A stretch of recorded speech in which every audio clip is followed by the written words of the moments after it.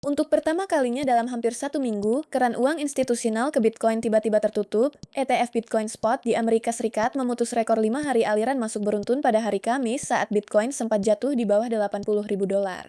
Analis di beberapa meja perdagangan besar mengatakan bahwa aktivitas pengambilan keuntungan meningkat tajam di kalangan trader setelah kenaikan baru-baru ini menuju 85.000 dolar. Indeks ketakutan dan keserakahan berada di angka 38, masih di zona ketakutan namun pulih dari 26 minggu lalu, menandakan bahwa sentimen pasar perlahan stabilisasi.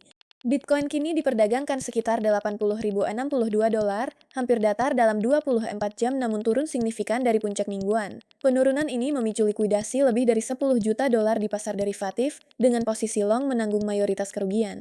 Para trader kini mengamati dengan saksama apakah BTC dapat merebut kembali level 80.000 dolar dalam sesi-sesi mendatang atau akan menguji zona dukungan yang lebih rendah terlebih dahulu.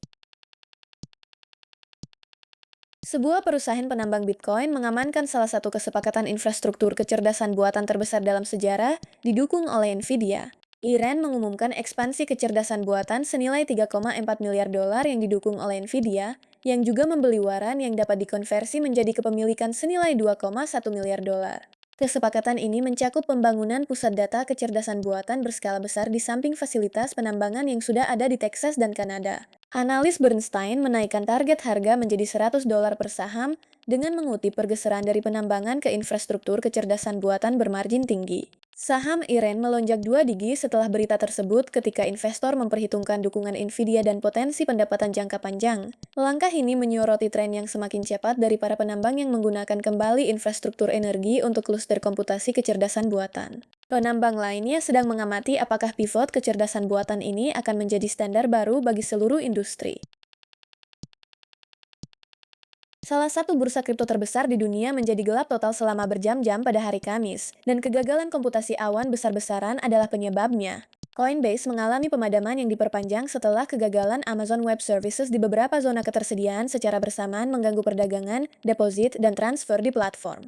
Pengguna di Amerika Serikat dan Eropa melaporkan tidak dapat mengakses akun, mengeksekusi perdagangan, atau menarik dana selama jam sibuk sore. Coinbase memastikan secara publik bahwa masalah tersebut bersumber sepenuhnya dari masalah infrastruktur AWS dan bukan dari pelanggaran keamanan atau serangan langsung pada sistemnya sendiri. Pemadaman ini menimbulkan pertanyaan serius tentang risiko sentralisasi dalam infrastruktur kripto, karena kegagalan satu penyedia awan saja cukup untuk menjatuhkan bursa yang melayani jutaan pelanggan. Coinbase mengatakan kini sedang bekerja dengan Amazon untuk mencegah gangguan serupa dan telah meyakinkan pengguna bahwa semua dana tetap aman sepanjang insiden.